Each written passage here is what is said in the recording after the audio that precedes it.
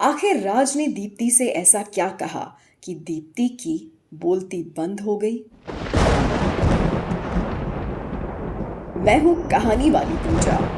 पिछले एपिसोड में मैं आपको दीप्ति की कहानी बता रही थी, जो एक स्ट्रगलिंग एक्ट्रेस है।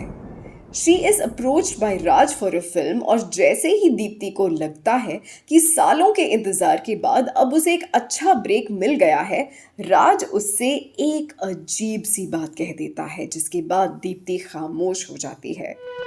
Let's take the story forward. Raj ने दीप्ति से कहा कि अगर वो ये रोल करना चाहती है तो उसे 6 लाख रुपए देने होंगे। दीप्ति को यकीन नहीं हुआ और वो चुपचाप राज को देखती रही।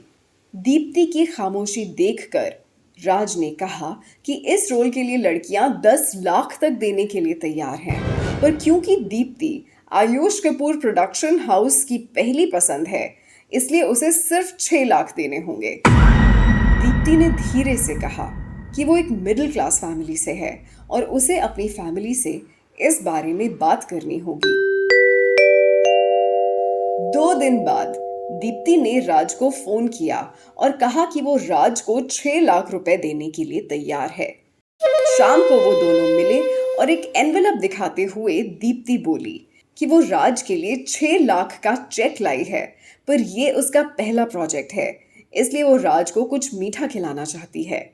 राज ने मुस्कुराते हुए वेटर को बुलाया और 2 ब्लैक फॉरेस्ट पेस्ट्रीज ऑर्डर की। पेस्ट्री सर्व करके वेटर चला गया।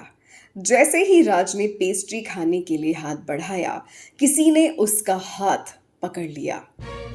This man introduced himself as Suraj Bhale, a policeman.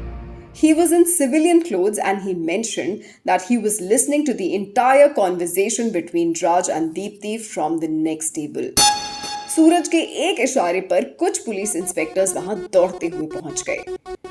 राज को आयुष कपूर प्रोडक्शन हाउस के नाम पर फ्रॉड करने के जुर्म में अरेस्ट कर लिया गया।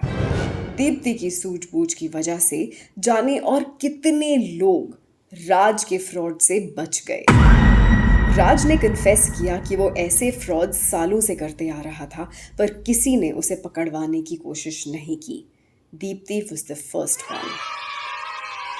So, how was the story? If you like it, please like and share this video. साथ ही सब्सक्राइब कीजिए मेरे चैनल को। इस कहानी का आइडिया मुझे तान्या ने दिया था, और अगर ऐसी कोई suspense, thriller, murder, mystery, horror story idea आपका भी है तो कमेंट्स पे मुझे बताइए। आपके नाम के साथ आपकी स्टोरी आइडिया को पूरी कहानी में कन्वर्ट करके मैं शेयर करूंगी।